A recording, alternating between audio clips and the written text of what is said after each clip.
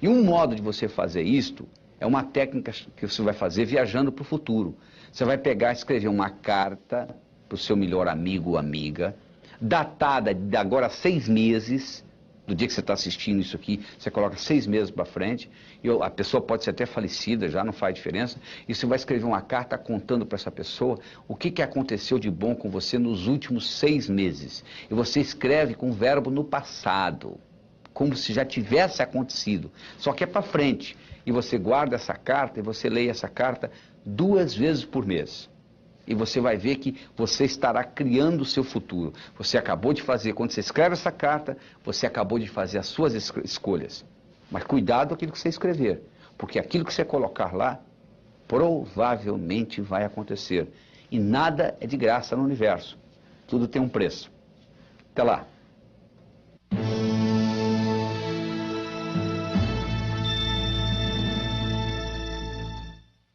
Olá, tudo bem? Descubra suas metas. É muito difícil você explorar um território sem um mapa, não é verdade? Você imaginou você viajando pelo Brasil sem ter noção do que é norte, sul, leste, oeste? Imagine que você esteja a 40 minutos da sua casa e eu peço para você ir em casa buscar uma caneta que você esqueceu lá dentro da gaveta do criado. E eu lhe pergunto, quanto tempo você vai levar para ir lá na sua casa, voltar aqui, etc. Você diz, ó, tem 40, 80, 1h20 mais ou menos eu faço isso. Eu falo, tá bom. Então ao invés de você ir, peça essa pessoa para ir. E essa pessoa nunca foi na sua casa, não sabe onde você mora. Mas você dá um endereço direitinho, anota e entrega para a pessoa. Você acha que a pessoa vai à sua casa e volta no mesmo período de tempo? Provavelmente não. Por quê? Porque ela pode errar o bairro, ela pode errar a rua, ela pode errar a casa, ela pode errar o quarto, ela pode errar a gaveta, ela pode errar a caneta. Porque você tem um mapa claro de como ir na sua casa e voltar, porque você vai lá todo dia. A pessoa que nunca foi, ela não tem esse mapa. É óbvio, não é? É a mesma coisa na vida. Se você tem um mapa daquilo que você quer na vida, você obtém. Se você não tem um mapa claro na sua cabeça, fica difícil, leva mais tempo. Então é que eu digo o seguinte, primeiro você tem que aprender a transformar os seus sonhos em metas e depois transformar suas metas em realidade. Como é que você transforma um sonho numa meta? Bom, primeiro você tem que sonhar, né? A maioria já parou de sonhar, já jogou a toalha. Acho que o brasileiro está precisando aprender a sonhar novamente. Então primeiro você tem que sonhar. Aí como é que você transforma um sonho numa meta? Muito simples, coloca uma data. Tudo aquilo que você colocou na categoria de algum dia, provavelmente não vai acontecer na sua vida. Sabe por quê? Porque algum dia não existe no calendário. Quando você diz, algum dia eu vou ler esse livro, quando eu tiver tempo, o cérebro fala perfeitamente, o dia que algum dia chegar, nós vamos ler esse livro. Só que algum dia não chega. Algum dia eu vou abrir a minha empresa. Você não abre, nunca. Então o que você tem que fazer? Colocar datas nos seus sonhos. Porque no momento que você coloca a data, eu não estou garantindo que você vai realizá-los. Mas eu estou dizendo que a sua chance de realizá-los aumenta pelo menos 1000 vezes no momento que você põe data nos seus sonhos. Você transforma os seus sonhos em metas. Depois nós vamos mostrar como é que nós transformamos metas em realidade. Mas você tem que ver que tipo de meta também. Você pode ter meta física. Você sabe que nós não temos uma alma? Nós somos uma alma e temos um corpo que abriga essa alma durante o período que nós passamos por aqui. Então você tem que ter meta física, você tem que cuidar do seu corpo. Mente sã, corpo são. Senão não adianta. Porque mente e corpo é uma coisa só. Se você tiver com o corpo doente, a sua mente vai ficar doente. Porque é uma coisa ligada, interligada com a outra. Agora tem gente também que só se preocupa com a parte física.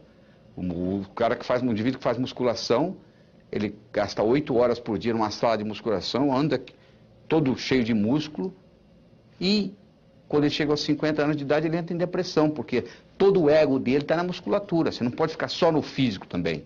Do mesmo modo que você não pode ficar só no espiritual. Teilhard de Chardin, o jesuíta teólogo francês, tem uma frase linda, ele diz o seguinte, nós não somos seres humanos tendo uma experiência espiritual, nós somos seres espirituais tendo uma experiência humana. Significa viver num corpo, significa pagar as contas do fim do mês. Você não pode, nesse nível aqui, viver só uma vida espiritual. Você pode ter a sua parte espiritual, claro que você tem, mas você não pode só viver a espiritualidade. Se você quiser viver só a espiritualidade, não é nesse plano. Talvez depois da sua morte, depois da sua transcendência, depois da sua mudança de endereço cósmico, você vai fazer isso 24 horas por dia. Tem gente que só tem meta social. Qual é a próxima festa? Qual é a próxima festa? Qual é a próxima festa? Tem gente que só tem meta financeira. Infarto aos 40, não sabe por quê. Tem gente que só tem meta profissional, só quer ser promovido. Se identifica totalmente com a profissão, mais nada. Se tirar, for mandado embora, suicida. Tem gente que só tem meta familiar. Existe uma síndrome nos Estados Unidos chamada síndrome do empty nest. A síndrome do ninho vazio. É a dona de casa, a mãe de família que se dedica totalmente aos filhos. Os filhos crescem e vão embora, como nós fomos, aí elas entram em profunda depressão. Os seus filhos são muito importantes. Tão importantes quanto você. Nem mais, nem menos. Você não pode colocar todos os seus ovos numa mesma cesta.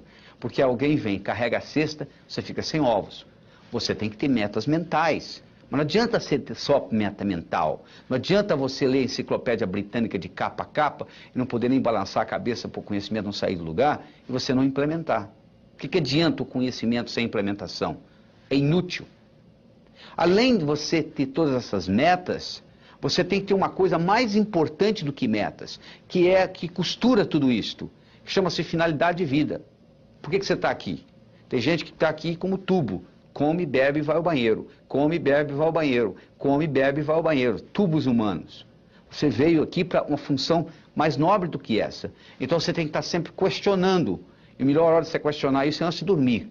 Tudo que acontece com você nos 20 minutos antes de você deitar, com o seu cérebro, rumina a noite inteira. Se você assiste muita violência e vai dormir, durante a noite toda a violência rumina no seu cérebro. Se você briga com seu esposo ou sua esposa e vai dormir, você passa a noite brigado. Se você brigar, procure fazer as pazes antes de dormir, porque do contrário você vai brigar a noite inteira e vai deteriorar, vai atrapalhar o relacionamento.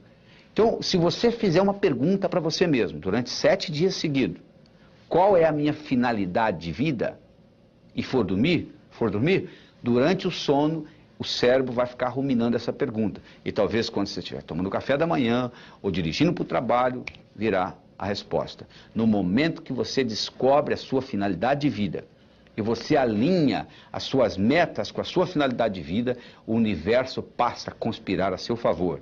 Você não tem mais problema financeiro, você aumenta a sua energia, a sua vitalidade. Segunda-feira fica o dia mais gostoso que você está começando suas atividades. Então procure descobrir qual é a sua finalidade de vida. E você então aí vive a sua vida com essas prioridades. Porque você pode dividir tudo que você tem para fazer em 2 categorias. Urgente e importante. Você pode fazer uma coisa que seja urgente e importante, urgente e não importante. Importante e urgente, importante, não urgente. O ideal é você estar trabalhando em coisas importantes e não urgentes. Porque aí você pode trabalhar com calma. Pensar que você está correndo uma maratona e não uma corrida de 100 metros. E obter o que você quer na vida. Você está dizendo, mas se eu for obter o que eu quero, e o outro, como é que fica? Ele não vai obter o que quer? Vai sim. O universo é um lugar abundante, feito para todo mundo ganhar. Aquela teoria que o Malthus tinha, Thomas Malthus, o economista escocês, de que um dia a Terra não ia produzir a quantidade de alimento necessária para a população que continuar crescendo, Malthus não levou em consideração a tecnologia. Desde 1965, não sei se você sabe disso, tem mais alimento do que gente para comer no mundo. Nós temos um surplus, nós temos um excesso de 20% de alimentação no mundo. As pessoas estão passando fome não é por causa de falta de alimento. Tem nada a ver com falta de alimento. Se você quiser acabar com a fome do mundo, aumentando o alimento, você está procurando a sua carteira onde você não perdeu. O que acontece é um problema de distribuição, é diferente. Mas o universo é para todos. O universo é um lugar abundante e você tem direito de criar o seu mapa, de explorar o seu território, de transformar os seus sonhos em metas e transformar as suas metas em realidade.